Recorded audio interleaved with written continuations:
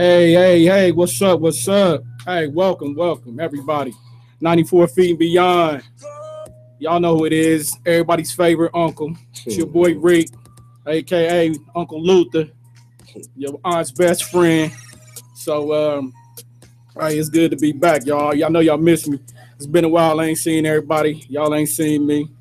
But as y'all can see, I'm dolo right now. So we're gonna see how I roll. But shout out to Fire, shout out to Ice. I think Ice should be back next week. And I believe Fire may be joining me tonight. Not sure, but hey, we're gonna roll anyway. You know how they do it. This like the Patriots, man. Next man up. Next man up. It's me. But we're gonna jump into a little bit of everything from basketball, topics in the news, the beyond part. So tell your friends, tune in, tell a couple of other friends to tell their friends, and we're gonna be friends. But what I want to talk about first is shout out to this weather. For real. I would think it's May, but it's really not. So anybody that's used to living in a bipolar weather zone like Ohio, y'all know this is great. Matter of fact, I'll take this all year. We can do this at least to like March and go right back into something else. I'll definitely roll with it. So man, let me tell you about what I've been seeing though on the basketball side. WNBA. Man, that's been beautiful, y'all. The playoffs, about to be the finals. Defensive players of the year, rookie of the year. Everybody's getting awards. Y'all get a chance. We posted a lot of it on the pages. So go and check that out. It's definitely beautiful to see the way the game is evolving and the way people are becoming more interested in women's basketball, which it should be. I mean, you know, they put in the work just like the men. So it's great to see that they finally getting some of their just due. Now, once we get this pay rate up, everything on an even level is really gonna take off.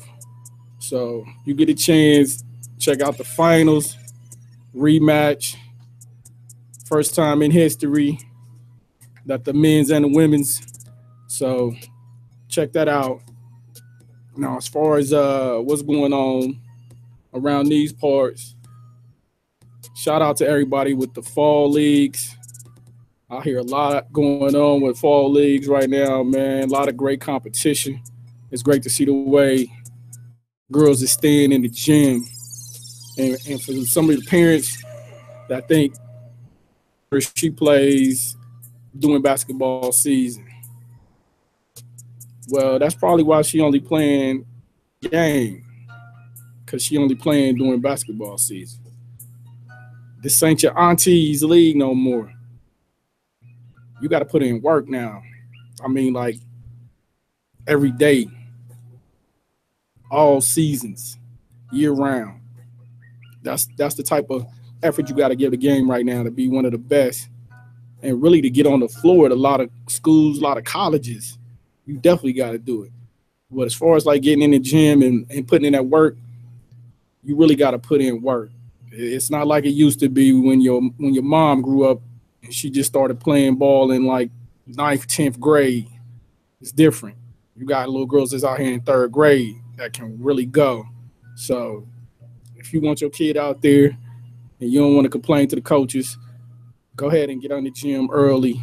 Get you one of these fall leagues. Get you a trainer. Go to some of these trainers and just put in that work. It's gonna get you on the court. That's gonna get you seen. It's gonna get you to the right people in the right situations.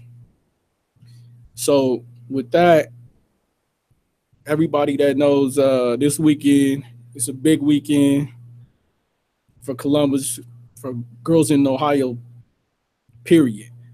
OGBR, top 64, Saturday and Sunday. Hey, good luck to all the girls that's out there that's participating in that. Hey, that's a great event. They run a real quality event. A lot of talent, a lot of talent. A lot of the best in Ohio and outside the state come in to play in that. So that should be nice if you're looking to get into watch some basketball this weekend and you have a little time on your hands. I believe it's at the Runesburg Summit location.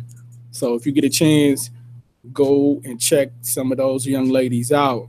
You will not be disappointed. Some of the future stars will be in there playing on that floor Saturday and Sunday. So get out, and for the young ladies that's participating, leave it on the floor because it only take one coach. You don't have to have 700 coaches. Even if you do have 700 coaches looking at you, that's great because you only gonna go to one university. So for the ladies you might have one offer and it's a low offer, still go in there and put in your work, go in there and do what you got to do and show those coaches you should be on their radar. This is definitely your chance. I think the AAU season ended in June.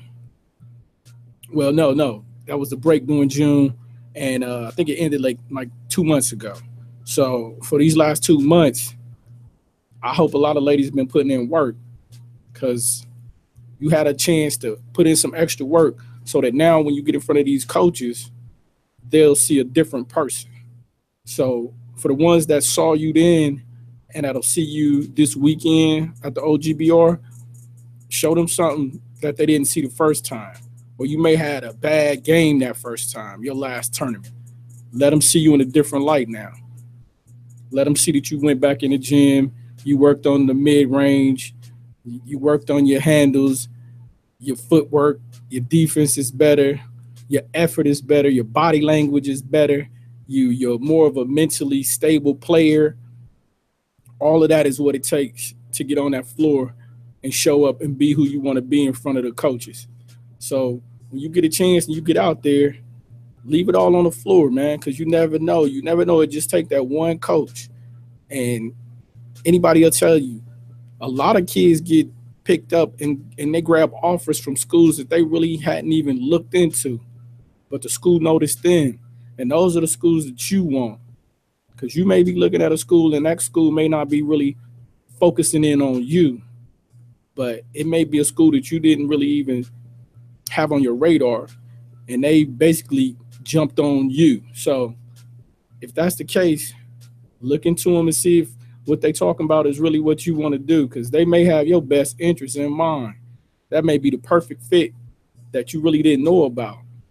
So look into that, make the right choices, and like I said, leave it all on the floor.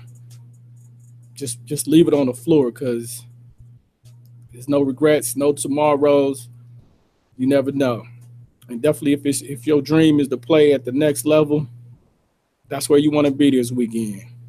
So shout out to the young ladies and the participants that's gonna be there this weekend, the staff, parents. As far as parents, man, I believe I've never really seen any parent get out of pocket at the OGBR. They've all been pretty tame there. It's been a real nice, calm environment at the OGBR. So hopefully it'll stay that way and everybody have a great showing. And it should be. It definitely should be. But She Got Next will be in the building Saturday. So you see us, holler at us. We definitely want to chop it up with a couple people. So y'all know how we do, though. That's what we going to do. So today, as far as our guests, we have the coach of Fairfield Union, and also he is the president of Ohio Lady Hoops. So we're looking forward to that call. We should speak with him, I believe, around 6:30. So definitely want to see what he has to say. Now, shout out to all the people still that's dealing with some of the crazy weather. You know, the hurricanes, and just heard about Mexico. They had an earthquake. So you definitely want to check on anybody you may know in those areas. Just because they're not putting it on the news doesn't mean it's not affecting people still. So if you can, check on your family, friends, distant relatives that you may have in these areas, and make sure that they safe. Because it's all about our people, our family, our friends, loved ones. That's what life is about, man. Supporting who loves you and who supports you. So check on your people and make sure they're okay. So as far as checking on your people and making sure they're okay, I just wanted to give my little version or my insight on the Kanika Jenkins situation. So this a basketball show, a girls basketball show, but that's not a basketball situation. But in so many forms, it's partly what a basketball situation is, because it's a young lady. So everybody that has a young lady playing on a team, that could be your daughter, that could be your niece, your your cousin, your neighbor's daughter. You never know. It's a tragic situation, and I definitely hope that the process is done right, so whoever is behind it, everybody's brought to justice, and some healing is brought towards the family. But as far as the situation, here's my thing. I believe that no matter what happens, the way girls are, they're always with a friend, talking to a friend, something. They move in packs, cliques, really don't move alone too much. So I believe that one of the friends knows exactly what happened. So that's my point on it. I believe that they may not have had nothing to do with it, the friends, but if they did or if they didn't, they know. But it also goes back to the part about talking to our young ladies and our females, that just because you hang with somebody doesn't really mean you know that person. You can break bread with them, you can talk to them, they can come over your house. You never know what that person is thinking. So it's hard to really say that somebody's your friend until you've been through things with that person. So when you look at it, and the older you get, a lot of females will understand and see that your parents will tell you, when you at your lowest, the people that's around you and still supporting you, those your friends. But when you on top and you grab all these new friends, those really aren't your friends. And most people only want to be around you when the light is at its brightest. So when you in the dark, that's when you know if you were alone or not. So it's definitely something that you can sit down and talk with your kid about, because it just doesn't happen to kids. It's grown-ups out here that's just as shady. So you have to really look at it, and as a young female, you have to make sure that you associate yourself and put yourself in the best situation, so that something like this may not be to this extreme, but something like this could happen with you. So you definitely want to be more aware of your surroundings, and you definitely want to be aware of the company that you keep, because like it said a lot, you judge by the company that you keep, and that's true. Because if somebody see you with people that they know up to no good, they just gonna judge you as part of what they are. So it's up to your parents to really try to guide you. That's why a lot of your parents say things that you may not agree with and you may not understand. But as parents, we really looking out for your best interest. And every parent can attest to this, that once your child gets to a certain age, they feel like they know everything, which is okay. I mean, that's you growing into yourself, and that's great that you becoming your own person. But you got to always remember, and I know it's hard for young adults to remember, that the same person that's telling you what to do has went through exactly, and if not more, of what you're going through. Because as parents, we do our best to give you more and to do more for you than what we've had done for us. So we're making your load a lot lighter. So if we're making your load lighter, that means we understand the deeper side of what you're not seeing. So if we telling you about certain situations that you may want to stay away from or certain people, it's for your best interest. It's not because we don't know what we're talking about. It's just the fact that we do know what we're talking about, and we trying to help you avoid a situation that could change your life in a matter of seconds. Because it's a lot of mistakes that's made that it really can't be turned back from, and it can change your life in the worst way. And you may not see it at that time because you didn't see past what was about to happen. So when they try to steer you out of the wrong situations, or when they talking to you and you like they just mouthing off and they just don't want me to have no fun, da da da da. I mean, that's not it, man. Every kickback ain't the right kickback. And y'all ain't the only ones that's had kickbacks before. Trust me. What y'all doing has been done. And we probably did it better. That's the crazy part. I mean, we had fun, but it's a right way to have fun.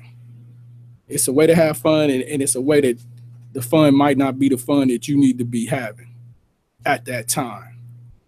So with the Kenneka Jenkins situation, man, that's just it's crazy to me though, because I probably watched 100 other videos and the Facebook posts, comments. Everybody's the detective. 14 people solved it and everything else, but that's cool that so many people are really interested in trying to help and find out what happened. That's the best thing about seeing people come together as a nation, as a community, just period. But it shouldn't be because something happened that was tragic. We should all come together just because, period. So I hope they find out who it is, because, man, any parent to tell you that's probably the worst thing in the world is to lose a child. And I wouldn't wish that on anybody. But ladies, young ladies, parents, talk to them. Y'all really have to be careful who you roll with, because everybody really not out for you. No matter what they say, no matter how much it seemed like it, they not out for you. And it may be little things that you see you may not pay attention to, and then you got to look back and be like, you know what? I seen that coming, but I really didn't see it. So you have to pay attention, man, and listen to your instincts. Listen to your parents though, because they know if they say something she not right, you need to really stay away from that person. Stay away from them. It's 9 times out of 10 your parents ain't wrong, because they're a good judge of character because they've seen it. So you definitely have to watch who you associate yourself with. Be careful of your surroundings, and just make sure you put yourself first, because self-love is the best love. You definitely want to do that.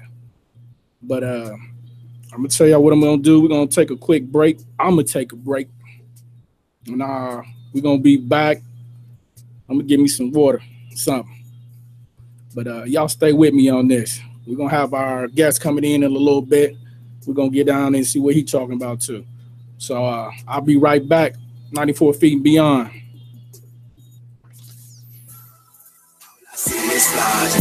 All I see is fraudulence. All I see is fraudulence. All I see is fraudulence. All I see is fraudulence. All I see is fraudulence. All I see is fraudulence. All I see is fraudulence. All I see is money don't make you real. I'm scared, man.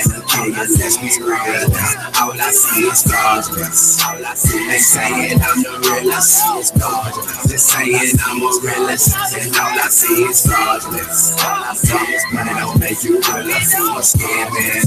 Let's be real.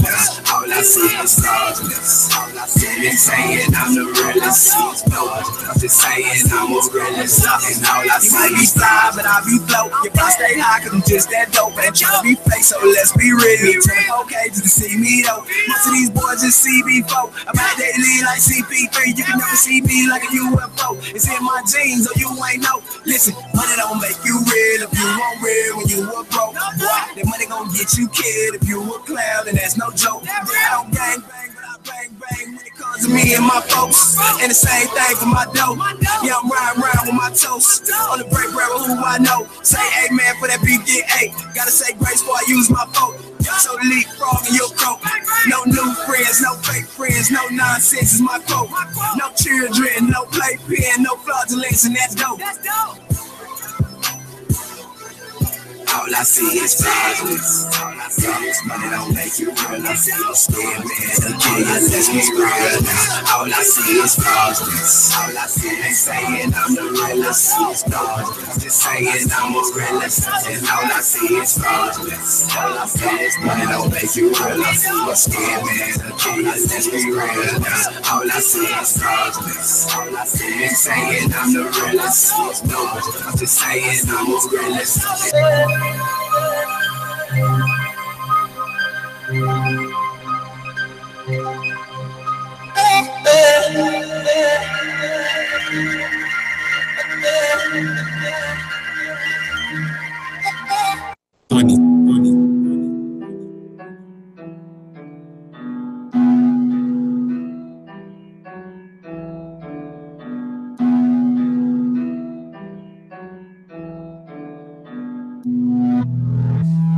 Yeah. Hey, 24/7 been working.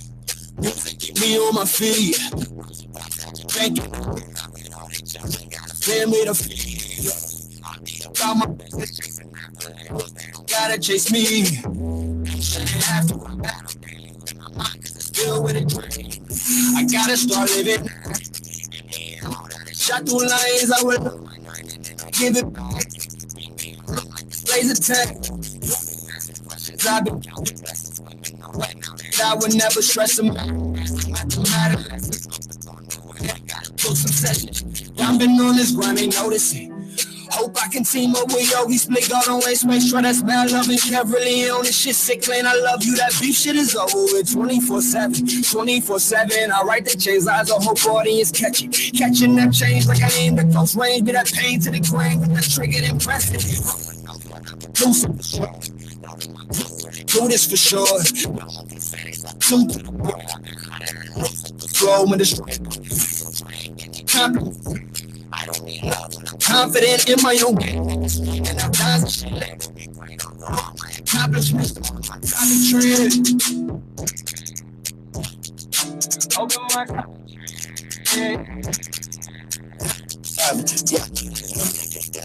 into the feel like Luke Cage. People keep saying more savage have changed. The only thing changed about me is my lanes. Don't fuck with these niggas, cause niggas is lame. I say to myself and the honest to my day. People keep saying I'm so stuck in my ways. I'm getting to the ground so different olive go the same. I'm a lyrical weapon, I'm a 30 when it bang. I'm a lyrical weapon, I'm a 30 when it bang. Up in the up in the wedding. Nigga, word surface. My niggas in the service. Who's a nigga ain't perfect. Earned it. This world is what I deserve it. 24/7. 24/7. Word. My niggas surface. My niggas in the service. Service. Who's a nigga ain't perfect. Everything I got, bitch, I earned it. This world is mine, I deserve it.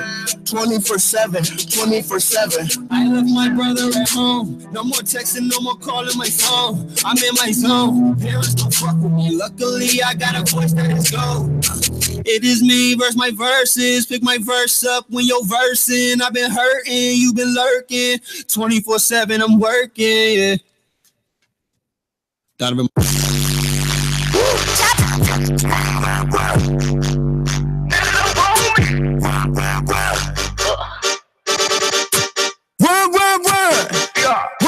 Run. And you don't run next. Yeah, I run it like I'm in a race. You ain't nothing, you ain't precious last. Whoever dreamed of being second place, they don't run it, nah. And they ain't running, nah.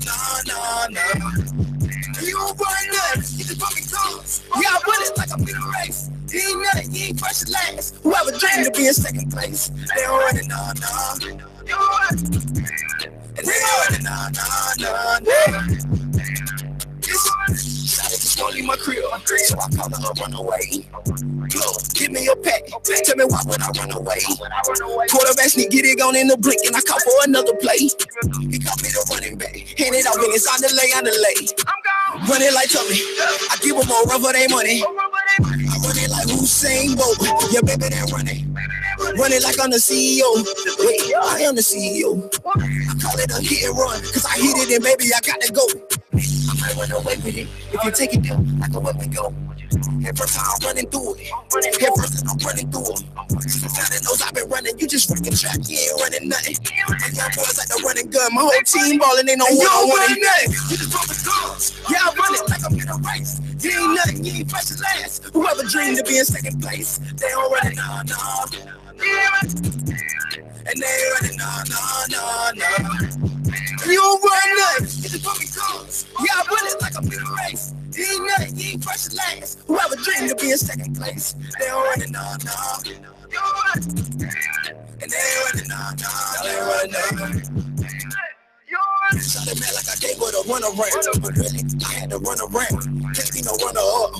So I get it in and I run it up. You're sorry I'm late. I was running behind all this cake. Can't take a break, I'm beating my face. Tell me in circles, you wizard, you ain't. What can I say? I gotta be frank. Cause that's all I want in the bank. And to get it, I only see one way. Run it like I'm in a foot race. Run it like police done gave chase. The airplane ain't gon' tell them runway. I step out the house and treat the tractor like my runway. Run through a tick, I get paid every day. Run through a cookie, she running away. Get running in circles, that's running in place. Tell them you don't run nothing, you just bumping guns. Yeah, I run it like I'm in a race. You ain't nothing, you ain't first or last. Whoever dreamed to be in second place, they don't run it, nah. And they ain't running, nah.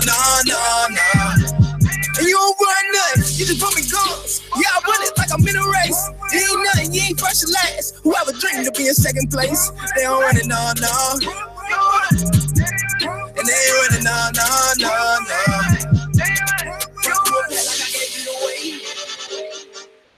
Run through a chick, I get paid every day. Run through a cookie, she running away. He running in circles, that's running in place. Tell him you don't run nothing.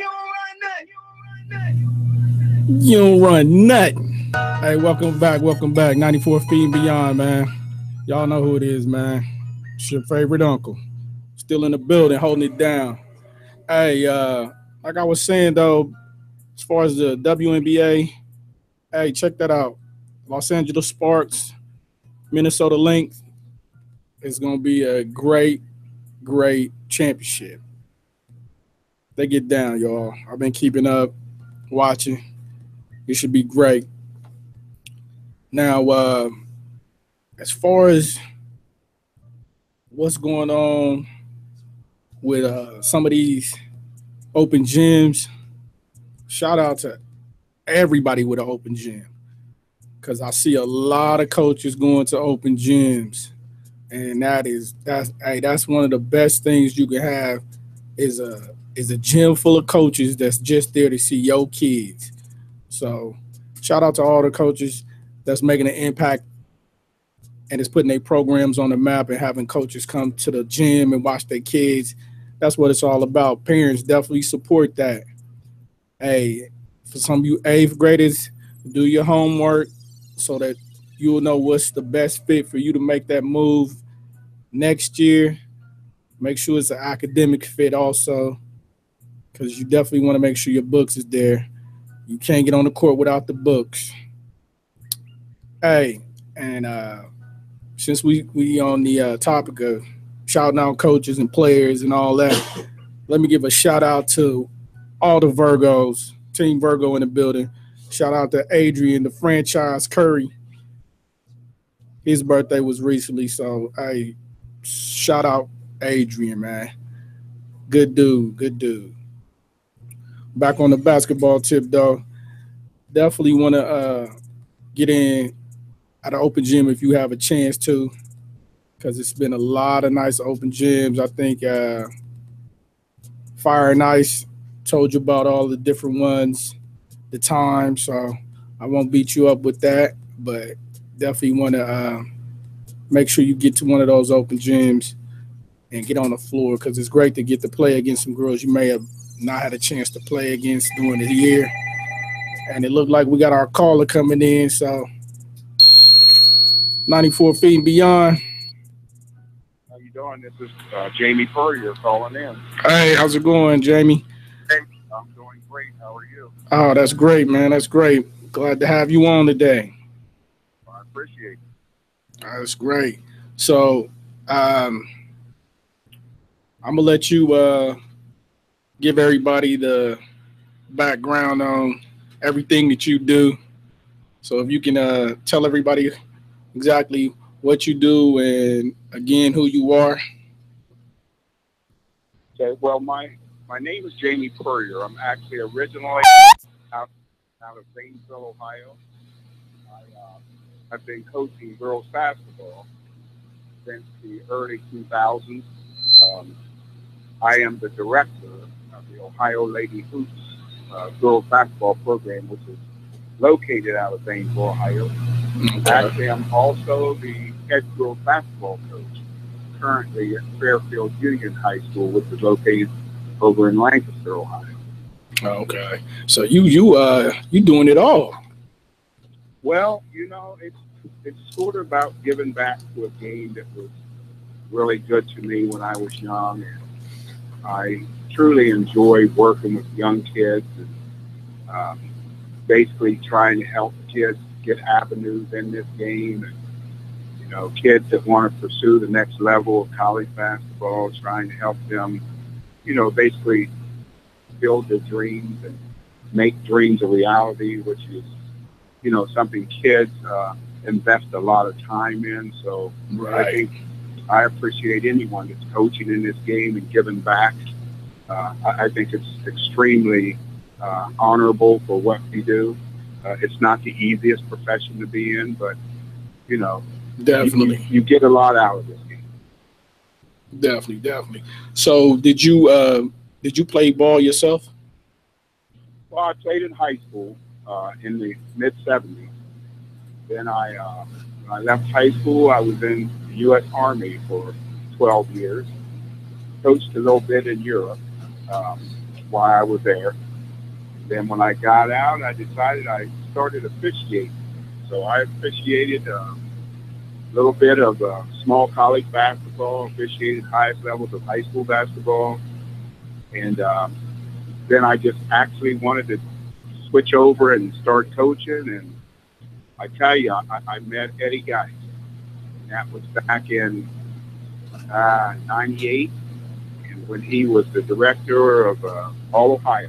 Okay. As far as coming back home, that's where that started. And the guy that's very important to me during this long career of coaching. And then I got my first high school job at Lakewood High School, which is located over in Hebron. Right. And then I met another mentor of the game, which is Rick Hauser over at Gahanna Lincoln at the time. I coached under him for 4 years. So you coming from a tree of real vested coaches. Yeah, I mean, nothing but love for these guys. Coach Hauser is the reason I landed the head coaching job at New Albany High School in 2007. Stayed there in 5 seasons, and left there and went to Bishop Hartley for a year, which was a very enjoyable experience. Then I left there and came back home to Zanesville and coached at Zanesville in 2013, and decided that was it for me. Okay. Well, going back to you said you were coaching overseas. So are you the reason for the influx of European talent coming over now? No, I will take that. But I will say, in my years over there, I actually lived there for 6 years and coached all 6 years when I was there. So I did see a lot of young European players back in those days. And it's grown a lot. I will say that the game changed so much. You know, I still have these same comments about European players that they still can't guard anybody. Um, the best thing they do is their skill sets are great. They shoot the basketball well. Yeah. Their understanding and knowledge of the game is, it's coming along. It came a long way. Oh, yeah. So were you coaching on the men's side or the ladies' side over there? I was on the men's side for my first 4 years. And then, you know, I was married at the time, and my wife was a former high school player in the state of Alabama, and she sort of made me switch over to the girls' side. I coached her for a couple of years before I came back stateside, and I've been on the girls' side ever since. Okay. So would you say it's are the girls harder to coach than the boys, or which would you say is a easier coaching experience? Well, not knocking the men's side of the game. I think the girls' side is a lot easier. You know, girls they want to be coached. Their knowledge of the game continues to grow over the years. It's getting better and better. Girls are so receptive to skills. And I think, to be honest, I mean, it's like I love coaching on the girls' side. They're coachable. They want to be coached. Right. They want to be driven. They want to be great. And I'm not saying it's not like that on the men's side, because it is. But for me personally, I think it's a lot easier coaching young women. I mean, because I've seen how the game has grown so much just over the past 10 years. Mm-hmm. Girls are bigger, stronger, faster. They work on their game religiously now. Yeah, I was just speaking on that. Oh, absolutely. And I think with the influx of the WNBA now in effect, that young kids have something they can train for now, and they have great goals they can set for themselves. And even though they still, at that level, money-wise, do not get paid what I feel they deserve, Yeah, I think the girls' game has absolutely came a long way. you're right about that. It's definitely come a long way since the induction of the WNBA, and I'm with you on the pay. Once they move that pay around and they start making what they're worth, I think that more people will tune in more because the product will be pushed more once the pay is up. Absolutely. And I think also one of the things about the girls' game that I think needs to continue to grow is that so many young girls don't know much about the history of their own game. Yes. Because they don't study their own game as much as they should. So there's still so much growing that needs to be done within the girls' game. I mean, just for my sake, what I try to do, I give all my players binders. And within those binders, there's trivia sections in there where we basically ask them a lot about their own game, the history of their own game. Young girls struggle with that, but I can see them growing, and their knowledge is getting so much better, and appreciation for their own game is getting better. You know, young girls normally would watch men's basketball. Yeah, you're right. And that's where they need to grow. I think there's what the growing needs to be. And I think we coaches who are coaching in the girls' game, we need to constantly be talking to young ladies about watching their own game, learning from, you know, their own pioneers of their game instead of, and I'm not saying don't watch the men's game, but it's a different game. Right. Totally different. Right. I think that's a great idea, though, what you were saying as far as giving the girls binders and basically educating them on their game and the history of their game, because I believe a lot of girls play the game, and like you said, they don't really know the history of it. But if you ask them about Jordan or Magic, Bird, they know all of those players, but it's probably hard to find maybe a few that would know at least 10 WNBA players. I'll give you an example in the girls' game that kind of slipped me on this trivia stuff. I asked every kid in my club, every kid that plays for me at Fairfield Union, just for an example, who is the only Big Ten player in history that has been a 4-time Big Ten most valuable player. There's only one in the entire history, men or women. Right. I've yet to have a kid look at me and tell me who it was. Really? So I would tell him, it's Jantel Lavender. And I said, this is my example. We live in Ohio, biggest university in our country. A tremendous high school player, tremendous college player, a kid that's still playing professional basketball on the women's side. And a lot of people don't know that about her, and I think that's an injustice. Oh, man. On the girls' side. Well, I'm sure you've definitely educated some of our listeners and viewers on that. Definitely. I probably would say 75% would probably say Katie Smith. Nope. That would be the first name that would pop up. That's what popped up in my head. Nope. If anyone looked it up, they would realize. Jantel was a phenomenal basketball player for 4 years at Ohio State, and he's the only kid 4 years in a row. And those type of things, I think girls should take pride in our state, because we have a wonderful state and a lot of talent in this state. It's just tremendous. You're right. Yeah, I would like to see more girls pretty much wearing some of the WNBA jerseys. That would be nice. That's the type of thing that I think would help grow the game also. Once they start purchasing the merch, I think that'll help it grow, because then you become more familiar with the teams and the players, and you just probably pay more attention to the culture of the game. And most girls would probably go more in depth once they see their peers wearing articles or talking about watching the games more. So it's definitely something they should do. I agree with that 100%.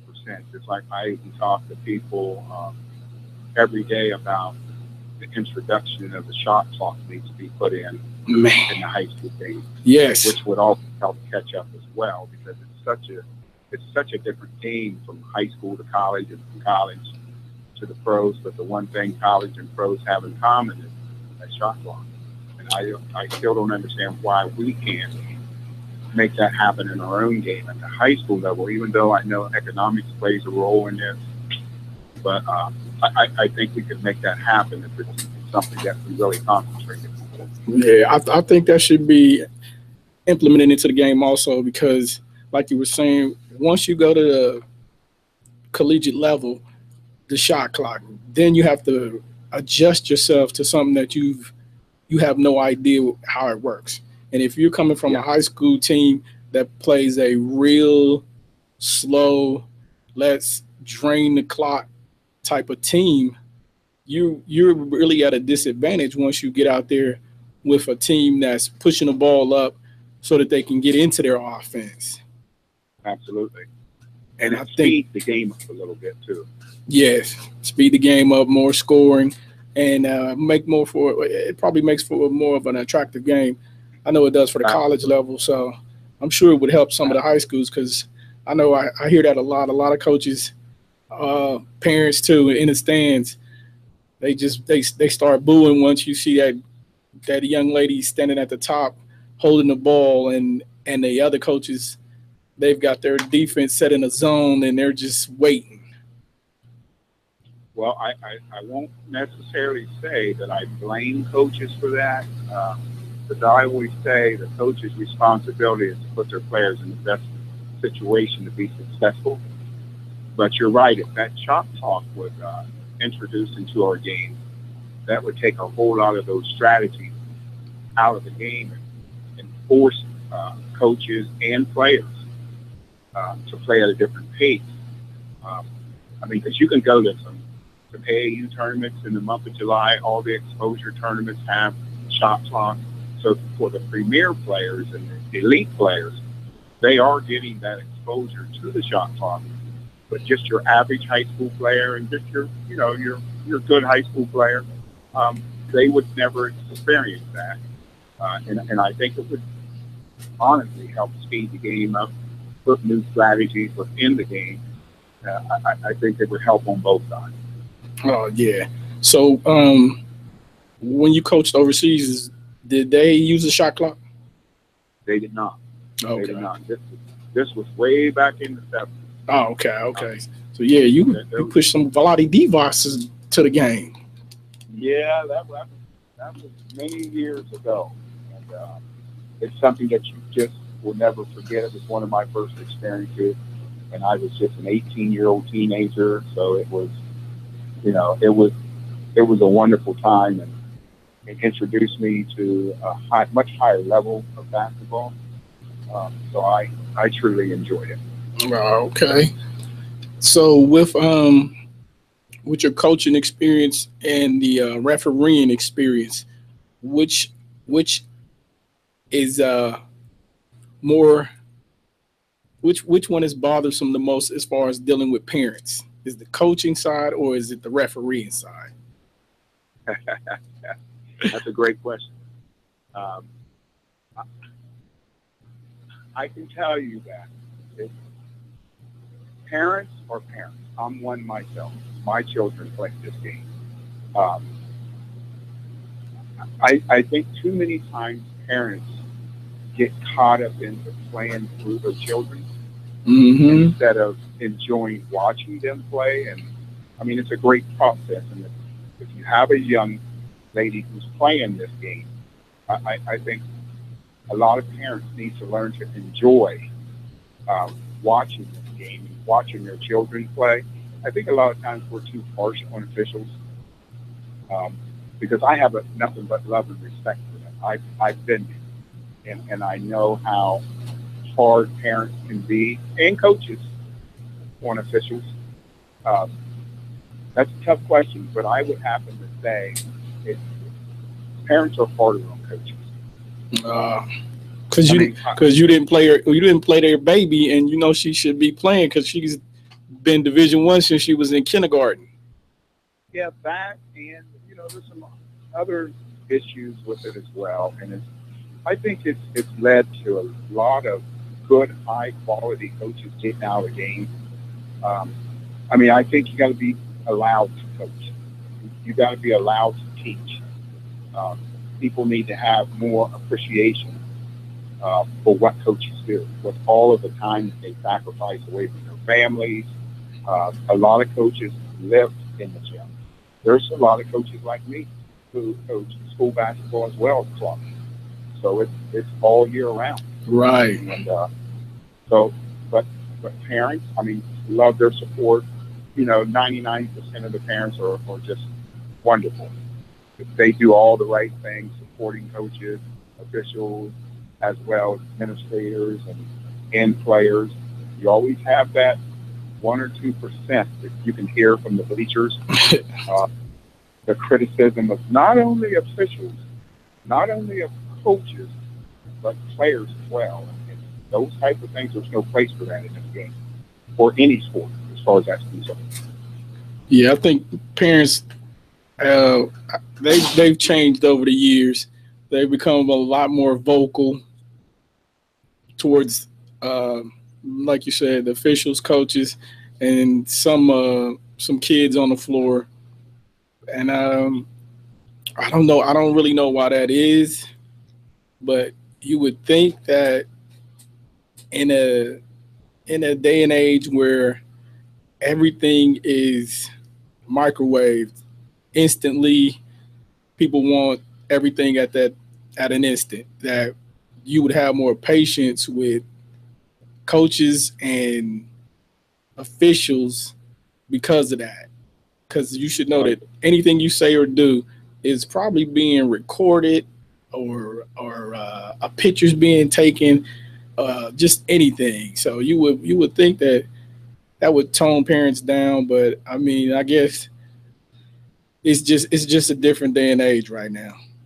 It is. You sort of took my thought too, because I think with the era of social media, uh, I think it also plays into this. Back in the early days, you go to your basketball game, you support your child, he or she plays the contest, and you might not be happy with the minutes they played, but you're not carrying on up in the bleachers and disrespecting your school or your coaches or your principals or whoever it may be. Nowadays, it just happens way too often. Yeah, they. So, as an official, have you ever had to throw any parents out? Were you that guy? My feelings were I played the game, so I sort of understood a lot about this game that we're in, and I was very tolerable. I was more of that communicator as an official as well. Um, don't think I ever had to throw a fan out of the game. I believe in preventive officiating myself in my days that I rep. Unless you were being very vulgar towards, players or coaches, and or cursing at people, which is something that should never be accepted. If you were just yelling things, I might during the timeout might walk over and tell the coach that that fan is yours. You might want to get the fan under control somehow, or talk to an administrator and have them talk to them. But just throwing them out, I can't say I've done that in my career. Okay. What about as far as coaching? You ever had to get into it with a parent or two after a game? Honestly, no. I never experienced it. Not saying that parents wouldn't go. We're living in a different time. That used to happen a lot with coaches. Now they just skip the coach and go right to the athletic director. Oh, okay. Or they just skip the coach and go right to the superintendent. Mm. I think it really depends on the district that you're coaching in. But I can honestly tell you, I've never had, as far as school basketball, I've never had a parent just walk up on me after a game complaining. And I think a preventive way to try to help coaches with that is, during your parent meetings at the beginning of the season, you really stress to them the 24-hour or 48-hour rule, whatever you may have. Don't ever approach me after a game complaining, because if you do, I'm just going to walk away from it. Those type. You really need to have rules in place for those type things. A parent is what they are. They're a parent, and a lot of times when you're talking about their child, maybe their child got taken out during a time in the game that they felt they should have been in the game. But I've truly never had a parent approach me. But as a varsity assistant coach a few years, I've watched parents trying to approach the head coach, and I would have to step in and tell them this is not the place, blah, blah, blah, and talk to them about that. But I have seen many cases where parents walk right up to the administrator and start complaining about a coach. To me, it just makes no sense. Yeah. I always tell parents, be careful for what you wish for when you're trying to get rid of your coach. Because you could be hiring somebody worse than you had. You're right. And then your daughter may never see the floor. Yes, those type things happen. So, emotions should never play into conversations with coaches or parents, or that's concerned. Oh, yeah. So, which would you say are the crazier of the two parents, the high school parents or the AAU parents? I think it's the club parent. Really? Oh, yeah. And it's funny that you say that, because you spend less time with the club parent than you do the high school parent. You do, but if you think about something, there's so much more at stake when you're talking at high level club that's playing for an elite team. I mean, I've had a few of them over my years. And, I have had a few parents that would approach you about why my kid's not playing all the time. why we're not playing this tournament over that, just complaining. And I've had them a few times at the club level, but never at the school level. I think it's the fact that, when you're out on the road playing these college exposure tournaments in front of all these schools, you could lose a game. And I've seen parents have a fit after the game. And if you think about it, no security at these events, basically. All you have is your directors. I've seen crazy things happen in these events. I've seen fights break out. I've seen parents just rush up on the coach before they even get out of the coaching box. I've seen it all. Yeah, somebody needs a blooper reel about parents and coaches from AAU. Well, I think with all of the money, now I'm only speaking of these college exposure, with all of the money that is being made, I think they can at least afford some security. Oh, yeah. And better take care of their coaches that are in all these events and doing all this traveling. But I think but to be honest, that doesn't outweigh what kids are there for. Yeah. That's the highest level of basketball before college that you can see, with tremendous athletes and coaches. Yeah. Yeah, it's just definitely a different level once you start playing on that elite AAU level. There's no question about that. No question. Especially some of the major tournaments. And speaking of something similar to that, this Saturday and Sunday is the OGBR. Do you happen to have any players that you know of that may be attending that? Yeah, every year I send some of my club kids there, my younger kids. So I'll have younger kids participating in the event. Mm-hmm. A couple of freshmen, some sophomore kids. I've got one of my Fairfield Union sophomore kids that also will be attending. I'll be there myself on Sunday. I think it's one of the best events you can go to in Ohio, one of the most, I think it is the top event, most organized event. They do a wonderful job. Bryce McKee and the rest of the staff members there with OGBR, just tremendous people with such a love for young kids and giving them the opportunities to be great and to be seen by tons of college coaches. I think it's just phenomenal. Oh, yeah. So with your organization, how'd that come about? Were you with any other organizations before then? Oh yeah. Yes. Like I said, I started with All Ohio years and years ago. Was this pre or post JB? JB was there. Okay. But Eddie Geis was the director.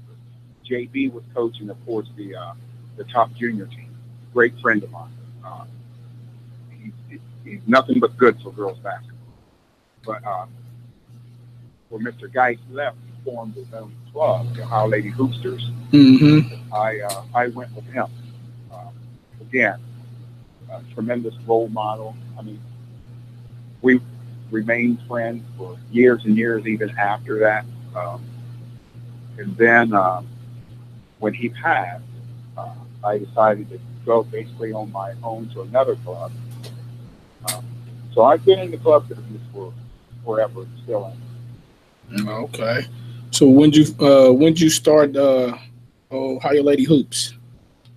I moved back to Zanesville in 2013, and I was doing a whole lot of skill development stuff. Decided that I was not going to do club anymore. I would just do school. But, there were so many young kids that were attending these skill development things that I was running, and they were basically talking me into starting a new club. And I let them talk me into it. And here we go, 5 years later. I think the club is in a good place. Does some wonderful educationally based things. For me, club is just not about basketball. I've had dietitians come in, lawyers come in, professional people come in talking to them about life development skills, how to be professional at what they do. I just think there's so much more important things that young kids can grow from than just the game of basketball. I think it goes hand in hand. So I'm more proud of seeing the young kids within my club grow educationally. That to me is more important because you got to have something to fall back on when you're done playing athletics. Yep, you're right. That's definitely what we try to stress, that it's bigger than just basketball most of the time, that you definitely got to prepare for when the ball stops bouncing. So Absolutely. Now let me plug another person in the Columbus area as well, because I was under Anthony White as well with the Capital City Stars. oh, okay. One of my best friends in the game as well, and enjoyed coaching in his organization as well. I think he does a wonderful job as well with young kids. Okay, yeah, I think you've been around all of the heavy hitters around the club circuit. Yeah, I mean it's a thing that if you love this game, it's all about relationships. It truly is. I mean, for the young student athlete as well as the coach and parents too. I think a lot of times the sports world, especially at the school level, beats up on parents a little bit too much. I mean, most parents are so supportive. They'll do anything for the success of the game. I even have a lot of parents and players come back when they're done. So again, there's always that 1 or 2% of parents who takes them a lot longer to get it than others. I heard that. But there's no coach, there's no organization that's going to be successful without good parents. You're right about that. And I think that in our world needs to be said because, I mean, the new job I had a support group of parents who pushed me for this job, and to be honest, if it wasn't for them, I wouldn't be at Fairfield Game. No. So I want to make sure that people understand that we all could be criticized for things that we truly believe in that somebody else does not. But I do believe, though, in the game of girls basketball, there's got to be a better way for us to figure out how to put more fans in the seats. That was going to be one of my questions, too. Well, I mean, first of all, at most schools, you got to win. Winning answers a lot of the questions. I mean, it's a tough deal because in some of our leagues, like I know my years in the OCC, I spent 9 years in that league. And when you have boys and girls basketball played the same night for league contests, it's very tough for girls basketball to have the same following. It's just not feasible. So I think that the answer to those questions in that league is to have your boys and girls playing on separate nights. And I think you have a better fan base. You think it's better if they play on separate nights? Absolutely. It's well, from what I've seen, it seems as if when you have the girls and the boys play on the same night, well, just most of the games that I've went to, there's a bigger crowd because even though the girls may play before the boys, a lot of the spectators that are coming to see the boys come in early and they watch some of the girls. And to me, I believe that draws some of those fans in. Well, see, it's different in the OCC because when the boys are at home, the girls are on the road. Right. That's what I mean. If you have them playing if you have both of them playing at the same night, both varsities, girls and boys at the same place, yeah. Okay, yeah, we were saying the same thing. Okay, yeah, that's what I was saying. I think that should be, they should set that up to where it would become more of a. I think it would put out a better product, but it would also make for more rivals because then you have the support of the other teams. Once the girls are playing, the boys are there to support them, and the schools there on both sides, and then vice versa. After the girls play, they're there to support the boys, and you still get that camaraderie of the two teams, and it just brings a different energy when those two teams play on the same night, on that same card. To me, from what I've seen, it's always been a more electric atmosphere once they play at the same time. No question about that. And the thing I love, like the new league I'm in, the Mid-State League, for league games, the girls and boys do not play on the same night. So to me, that helps. Now, would I rather be JV girls, JV boys, varsity girls, and varsity boys? Absolutely. I think your schools would make a little bit more money. The school spirit within your school would be so much better. Yep. And of course, it would be helping and benefiting the girls' game more than the boys, of course. Yep. Everybody does the boys' game. But the girls' game, it would give a boost to our game, I feel. I think so, too. So why do you – well, it's probably – maybe facilities, but why do you think that more schools don't try to, or more leagues don't try to set their games up that way? Well, I think everything that's done at the school level is about economics. I think finances plays a huge role in it, but we need to come out of the Stone Age, to be honest. It's been this way ever since I've been in the game, back even in the 70s. I just think somebody just needs to figure this out. I mean, I don't think it's that difficult to have girls and boys playing on different nights. Another wonderful thing about the Mid-State League that I do like, girls, they don't play Saturday afternoon games. Every game on my schedule is at 7:30, just like the boys. And it's a league rule, which I think is one of the best rules I've seen in girls basketball. It's good to see girls play at prime time, just like to see guys. Right. And I don't know why we don't incorporate that in phenomenal leagues like the City League, like the OCC. Most places you go with girls, their Saturday games are at 2:30, 3 o'clock in the afternoon. Yeah. And I don't understand why the games are not at 7:30. It should be the same, honestly. Yeah, somebody needs to sit down with the officials of the MSL and get together. I believe they all should get together, MSL, OCC, City League, and just really come up with a better strategy, like we were saying, because I do believe you get a better product and the revenue will still be there. And like you said, I think it may even increase if you have both the boys and girls playing at the same night. Absolutely. There's no question about that. I mean, I know it would be something that we would all have to brainstorm, and it would probably take a while, but I do believe it could be done. And I think the student body especially. Oh, they would enjoy it. There's no question. I think it'd be one of the greatest changes in our game. Mm-hmm. And they can figure that out.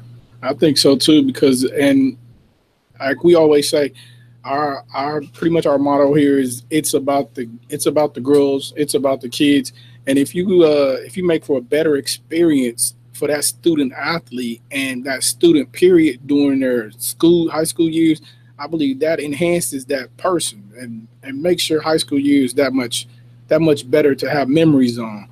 So there's no question, because that's what I think that's the average player. That's what they play. There's a ton more average players than there are great. So it's our job, as well as the administration, the school, and everybody, to make sure that these young kids are enjoying their experience playing in this game and any other thing that they would like to do in their high school years. Because, let's be honest, basketball is a tough sport.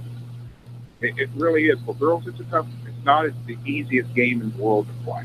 No. There's a lot of time, a lot of hard work, and I've noticed now with lacrosse and all the other sports that are cropping up now at the high school level, there's a lot of kids that are just not playing anymore, and they decide to do something different. So I think we, as basketball coaches, administrators, we need to find different ways to make sure we're keeping our young athletes involved in this great game. You're right. You're right, because a lot of girls are going to soccer and volleyball. There's no question about that. Those sports are definitely making a rise from what I've been seeing. And it'll be interesting to see what happens in these next 5 to 10 years if they can change things to bring a better product as far as the high school level. And hopefully during some of those meetings, somebody will bring up that 30-second shot clock and switching those. If you brought those two to the game, I think you definitely changed things a lot. To have them playing on the same night and 30-second shot clock added in there, that'd be two of the best rules you could come out with. There's no question. I think eventually it will happen. It might not be in my lifetime, but it's going to happen where shot clocks are involved in the game. And I think once they see this incorporated into the game, I think it'll be positive for everybody. And they'll see the increase in attendance. I do believe that, especially on the girls' team. Right. I have one also. I've been throwing this one out to everybody. I believe that there should be one set of rules for club ball, because there are certain states you can have as many members from any high school team on a team, but in Ohio you can only have two per team? Yes, the 50%. Right. And I believe that there should be one set standard rule for all club teams. Well, to make the playing field a little bit more even. It would be nice if it happened, but I'm gonna give the Ohio High School Athletic Association a good plug-in, because all these years I have coached club and school. They finally passed a rule which will take place this coming spring for club. Right. Where you can coach your own players. Mm-hmm. Still under the same rule with the 2 for school rule, but you can coach your own players. That's something that should have been done years ago. So now you can coach those 2 players, but it's just only those 2 players. Yes, you still are on the 2 for school rule, right? But you still can coach 2 of your players, and I believe it's also going to improve the quality of coaching in club. And I'm not saying it's bad coaching in club, because you have bad coaching in club and school. It's just like any other walk of life. But I think if you get more quality school coaches who are background check coaches, certified coaches, they have to have first aid and all this concussion testing and all of the other requirements that you have to have as a school coach. All that would transfer to the club game. And I think the quality of coaching will be better. I just do. Okay. Not saying that everybody in school is going to coach club, but I think it'll really benefit like a parent who is a high school coach whose child plays in the program. Well, now he can coach her, or she can coach her in the spring as well. Right. Which I think it's the best rule that the Ohio High School has signed over in a long time. So it's a great way to catch up. So with them adding that rule, do you think that it's going to make it a little more difficult for school coaches that coach club ball once they have to pick 2 players from their team? No, I don't. Because to be honest with you, okay, I coached my own kids. And, I would tell any person that's in this business, if your child is playing school basketball for you, I think it's common sense who you're going to coach in the spring. That's one out of the way. You want to coach your own dime. Most of the time, it's, if you're an elite player, of course, you're looking for the elite school kid. That's something that I think we all, as school coaches, need to set down and make sure that we're making the correct and the right decisions when we decide who to coach in the spring. But to be honest, I mean, everybody doesn't play club from every school. So you'll have 2 or 3 kids, maybe 4 or 5. And sometimes kids don't want to play for their school coach in the spring. They see them all year long. So there's a lot of different elements that you have to look at when you're dealing with this situation. But I think, to me, the rule's great. It's finally come aboard, and I think there's a lot of people that are happy about this rule. I would hope. Yeah, I saw that. I think they posted that rule. Well, I saw it posted on, I think it was on Twitter maybe 3 weeks ago, 2-3 weeks ago. Yeah.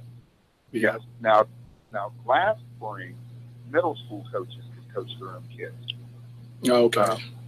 So that was last spring. So this spring it jumps to the high school level. So again, I think anytime we're making things more beneficial to our school coaches and incorporating our club coaches, because there's too many times where people are criticizing one side or the other when we're all in it for the same reason.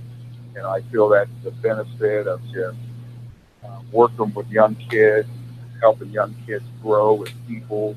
I hope that's why we're all in this business. And of course, you're always trying to do the right thing and trying to educate young. I hope that's why we're all in it. Yeah, it's definitely always all about the kids, and it's funny you bring that up, because I think that's been the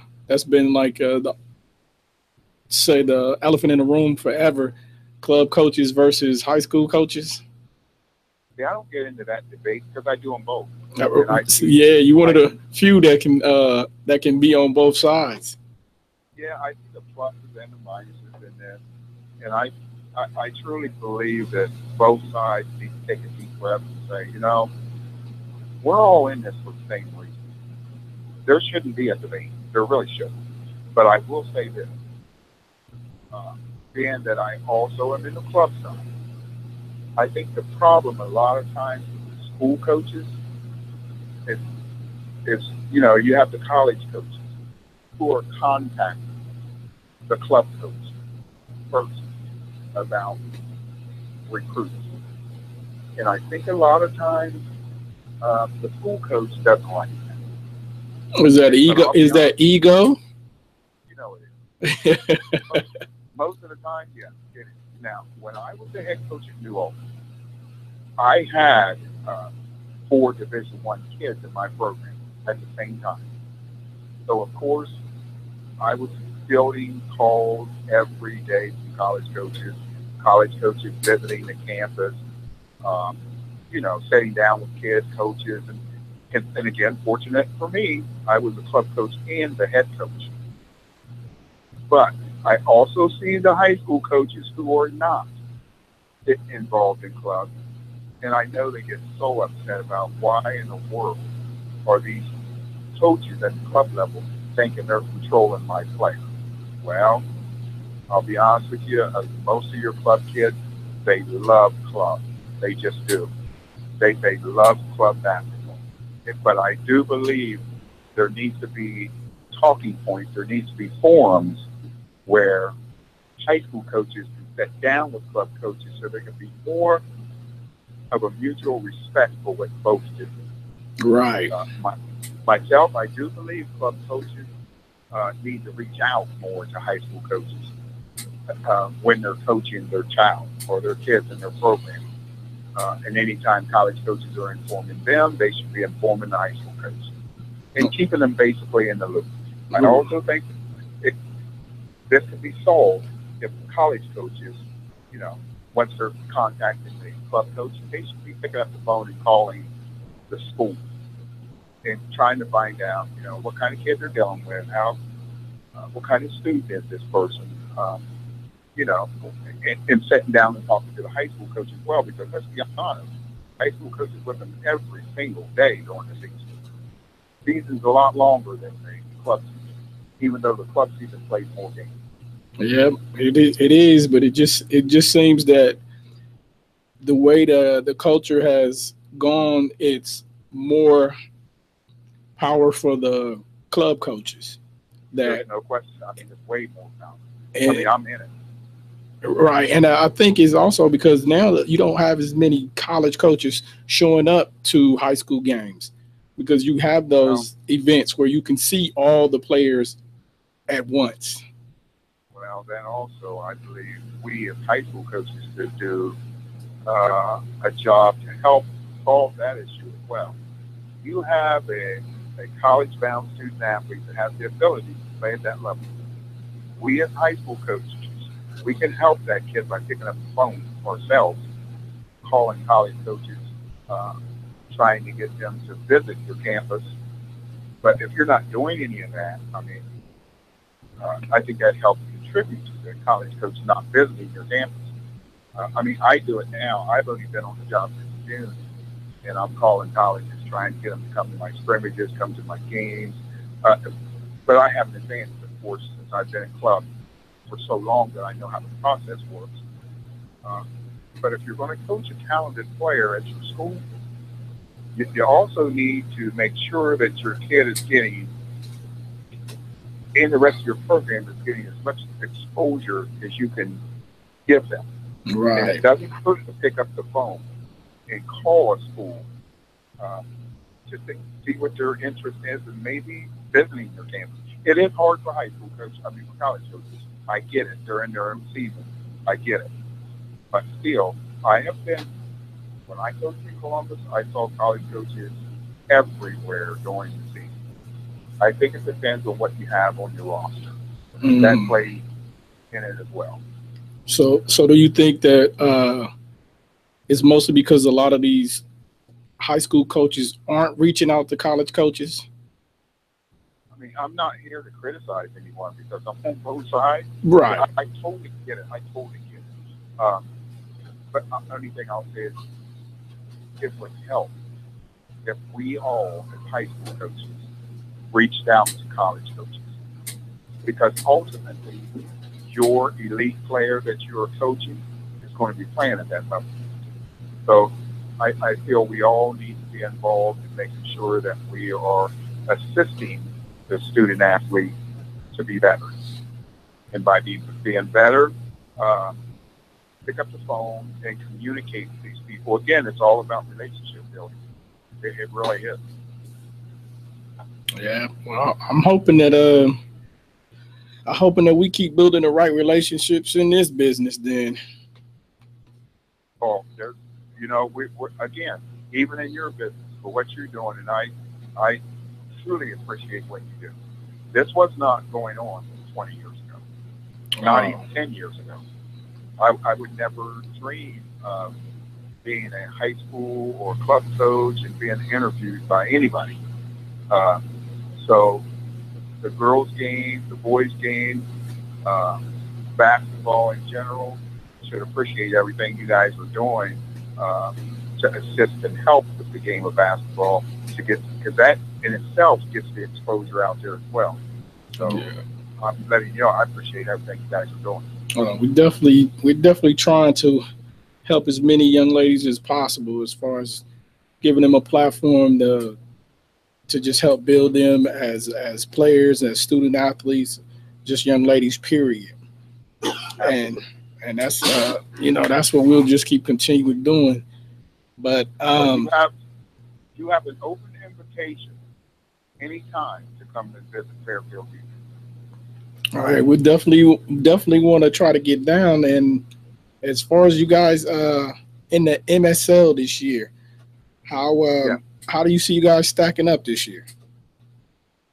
Well, to be honest, I think we had a pretty successful June.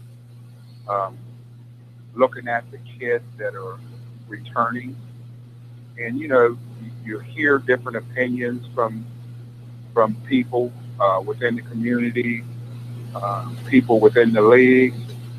Um, Fairfield Union has a lot of talent. Um, I never am in the business of criticizing another coach, um, but I will say with this group of talented young kids I have, uh, I think we have enough talent to compete in our league.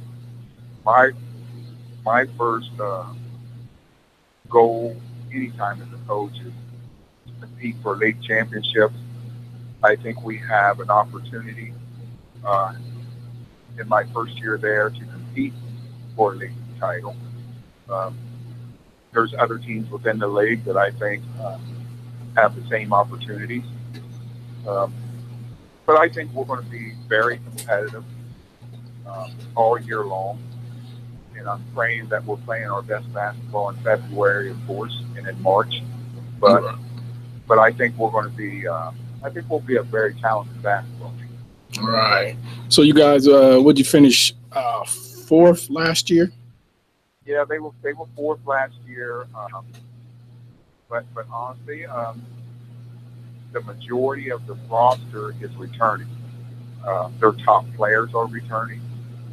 So I think everything is in play here for Fairfield Union to have a successful season. They're going to be a very hard-working program. These kids will play very hard. I can guarantee you that. We have a lot of size in our program, which, every ball club needs size to be successful. Right. I am pretty happy with where we're at right now as a program. And I look for wonderful things for our student athletes here next season. Okay.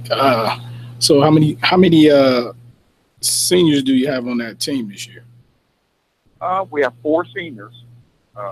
Malin Sunkel will be our best player, I feel, and Malin played club for me this past year. I think she's a wonderful athlete, a better person than she is an athlete. She's a dual sport kid who's playing volleyball right now. Tough kid, a very aggressive kid, who I think also will have opportunities to play at the next level. I just sent her to Alderson Broaddus last week on a visit. Okay. So I'm hoping some good things will happen from that. But she's definitely our top returning player and our top senior. Okay. So on your getting back to your club side real quick, on your club team, do you have any young ladies that are signed or that are looking at signing? Well, on my junior team last year, I had 6 juniors. The rest were sophomores. Asia Stock, who is a senior at Zanesville High School, he burbled with West Liberty already. And Destiny Hutchinson, another senior that plays down here in the Zanesville area that attends Philo High School, she's also burbled with West Liberty. And Alyssa Edwards-Frick, she's a coast kid from Tri-Valley, which is local here. Tri-Valley was in the regional finals last year. Lost to Miami Trace, who eventually lost in the state championship game. She burbled with Wheeling Jesuit. So those 3 kids out of my 6 that were juniors have already burbled. Malin Sunkel, of course, I just talked to you about. She's, I think she'll be burbling here in the next probably week or so. I've got a couple other juniors who are currently taking visits. Kenzie Newsom is a senior at Zanesville. I just went with her over the weekend to Pitt Johnstown. So we're looking for something there to possibly happen soon. Elizabeth Collins is a big coach kid that plays at Reedsville Eastern. She's visiting Alderson Broaddus here on the 28th. So those are my junior kids that are eligible as far as playing college basketball next year. So I look for some big things to happen with all 6 of these kids who will further their basketball careers. And I always tell my kids, it's not always about Division One. It's about going to a place that's a good fit for you, and going to a place where you're going to have some success and the opportunity to play for 4 years and enjoy what you're doing. Everybody's not a Division One kid. I've coached a ton of those kids over the years who are tremendous athletes, but I'm very happy about the 6 juniors that are just leaving the club, and they're seniors now. And the kids have been with me since 8th grade, since I started the club. So I'm extremely happy with where the club's at. I've got some younger kids coming behind them that are tremendously talented young kids, and they're also, a lot of them will get their opportunity to play college basketball as well. Man, okay. So you send a lot of kids to the PSAC and the MEC, huh? Yeah, well, I built relationships over the years with the coaches in these conferences. I've got some kids played at Ashland as well. And then I've got a lot of kids that played for me for years that were part of the senior class in college that just graduated. So very proud of every kid that has played for me over the years. You have nothing but love for these kids, and you continue to follow them throughout their careers and wish them well. Oh yeah, they're gonna give you an award for all of those kids in the GMAC too. But yeah, that's awesome, man. I mean, that's great to hear that all these young ladies are getting that exposure and getting a chance to take their game and become student athletes at the next level. That's definitely what it's all about. Yeah, I think that a lot of times I think the club coach gets a bad rap when they really shouldn't. I think the majority of us are really doing things the right way and trying to help kids and assist them in opportunities like this. I want to also thank all club coaches for what they do, as well as high school coaches. I think we all, at some point, need to sit down and talk about what we all can do to better help our student athletes to make sure that they're getting all of the opportunities that are out there for them. Yeah, I agree with you on that. And if it's any way that we can help bring all of these coaches together and sit down, just let me know. And I definitely would like to have a hand in that and be a part of getting something like that together. Yeah, it would be really great. I mean, it's very difficult, in life. We tend to be kind of stubborn, and a lot of times you're on one side of the fence and you have another group on the other side, and nobody wants to sit down and talk about our situations because you're only benefiting the student athlete. Right, and like we said earlier, it's mostly egos. It is. If nothing else, when it boils down to it, it's all about egos, and that's the hardest thing to set aside. Absolutely, it's a hard thing to break, but I do believe that if the right people were leading these type of forums, that I think it would be a wonderful thing to have. And on the boys' side as well, it's not just on the girls' side; it's worse on the guys' side. I can't imagine on that side then. I couldn't either, but I know how it is because there's a power struggle over on that side. There is. But it's not to the same degree on the girls' side, but it's the same issue. Yeah. It's a fundamental issue that needs to be resolved at some point. Yeah, it's going to definitely take more than me for the boys' side. That's for sure. It's going to take more than me on either side. Yeah, you're right. And just speaking back on your girls' team, you guys won't have to deal with Gabby Burris this year. Well, it's funny you mentioned that. And again, this is my first year ever coaching in this conference ever. But I know there's still like Hayes Valley has this young incoming freshman. Yeah, Sky Williams. Oh my goodness, this kid is so talented, and I know she's getting all of these Division I offers as an incoming freshman. She's a legit player, just a phenomenal young talent.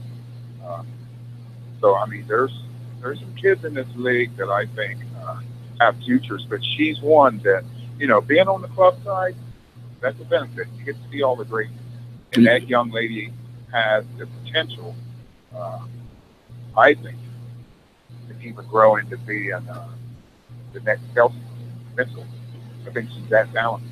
Oh, hey, that's a lot of talent, because Kelsey is that's a different monster right there. Oh, there's no question about it. But I'm just, if you're looking for checks, freshman year to freshman year, I'm not sure Sky is not on the same plateau. The kid is absolutely, she can do it all. Yeah, she's very fast. I had a chance to see her a couple of times. She definitely is an eye opener. Oh, there's no question. You can see that she has lived in the gym, working on her skill sets. You know, the only thing is, you know, you're walking in as a freshman, though. I think a lot of times the difference is weight room, you know, just overall strength.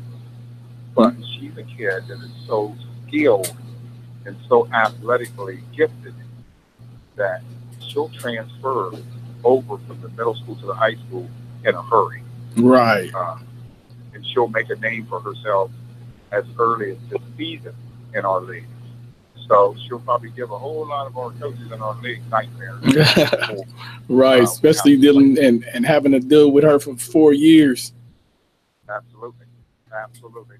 You'll have to game plan for her, even as a freshman. So but you know, it's great to be coaching this game and having the opportunity to watch young kids like her grow up right in front of you and play, and you have an appreciation for talented players like her. Right, and I think she's going to get to play with her sister too. Yeah, and I'm sure that'll be special for her family. Right, yeah. As well as the Hayes Valley family, because I know they were a team in the league that struggled last year, but I don't see them struggling this year. Oh, They're no. a type of ball club that can go from the bottom and compete for the top in a matter of 1 year. I think they have that much talent. But again, I think we will be talented as well. Oh yeah, it should definitely be some high level basketball coming up the MSL this year, and I'm looking forward to watching how it all unfolds. I really hope so.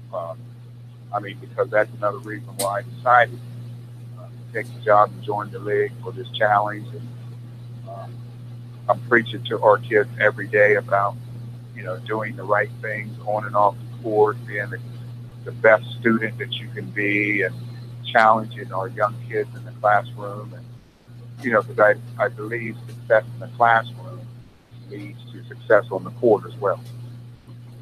You're right, definitely does, because you can't have one without the other one. You definitely got to have your academic side together, or you won't even see the floor. Yes, we all need to be preaching those messages to our young kids at an early age. You're right. You're definitely right about that.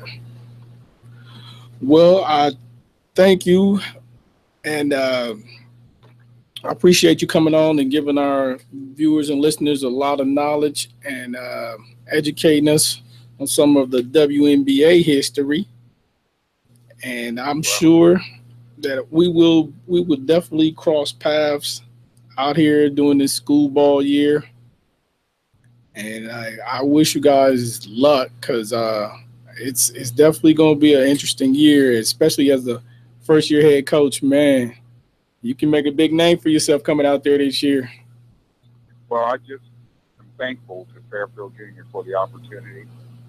And even more than I'm even thankful for your station for giving me this opportunity to talk a little bit about the state of our game. I think it's important that we all talk about this wonderful game of girls basketball. And I think it's still growing as we speak. And I just want to wish all the players and coaches good health for this upcoming week. All right. Well, I thanks for the interview, man, and we'll definitely be looking forward to seeing your girls on the court and wishing you continued luck throughout this season. And hey, go out there and make some noise, man. Well, I appreciate it so much, and you guys stay safe and enjoy the rest of your evening. All right, thanks. All right. So that's the interview, and we're going to take a quick break, and we're going to come back and we're going to wrap this up. 94 Feet and Beyond.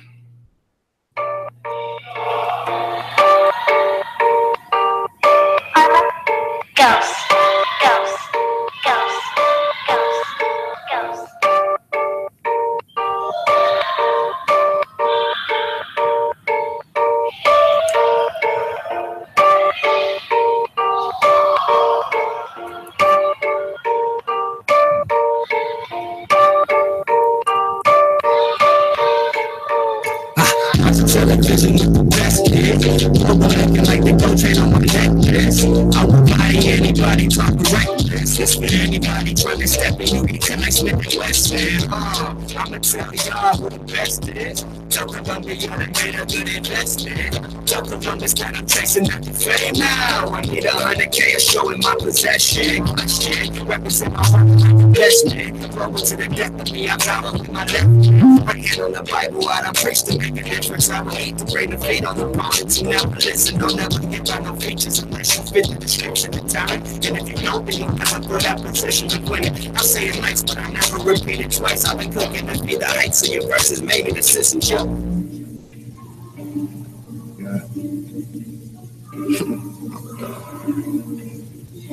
Just wanna drop somebody, single person, no discussion. When I holler, spot the fly, you either dead or you alive. What's in between is a surprise. Know my babies are hotter than a summer 16. I was popping with different rhythms like the oxygen. I was spitting the hottest scripts. Keep going to 98, baby, 18 years on my mind. It's nothing I gave. It's my birth as soon as I popped out my mama. Get it from my collarbone, but it was hard to make me stronger. Now I'm stronger in my mind, sipping all of these are the hardest things. So pure like the water that is all the same. My toes like the Odyssey. Don't think that I didn't party yet. 2 grams in the wood, and that's my brothers. They don't spark it yet. The greatest clear my thoughts, so it's easier to become the best. And when I am, then you'll finally understand. The number one, call me Cam, while I'm dabbing to the fans.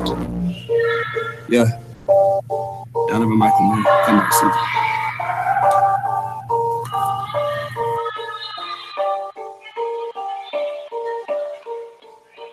DFB Beats.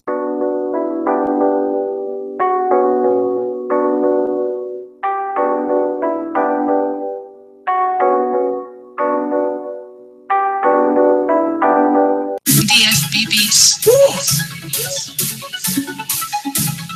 Yeah, all work, no play, boy. Now that I'm booming, yeah. All I know is money, money, money, money, money, money. All I know is money, money, money, money, money, money. All I know is money, money, money, money, money, money. All I know is money, money, money, money, money, money. All I know is money. So ATM, so ATM, addicted to the money. I'm so ATM, so ATM, I'm so ATM, and I be feeling for it. Yeah, I win my. So ATM, so ATM, addicted to the money. I'm so ATM, so ATM, I'm so ATM, and I be feeling for it. Yeah, I win myself. being ATM. That my MO. I was going through withdrawing, I was Bruno. Now I'm booming stupid. That money calling, it just be calling me. Like I'm Pookie, I'm so addicted to it. I can't live without it. Like Master P with my teeth, cause they know I'm about it. And I be salad dressing, lettuce falling on my pockets. Paper cuts all on my thighs, all I make is deposits. So ATM, so ATM, or did it to the money. I'm so ATM, so ATM. I'm so ATM, and I be feeling for it. Yeah, I can't help myself. So ATM. So ATM, but did it to the money. I'm so ATM, so ATM, I'm so ATM, and I be feeling for it. Yeah, I can't help myself.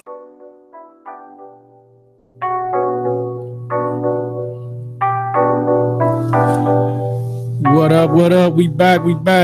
94 feet and beyond. All right, this is the wrap up.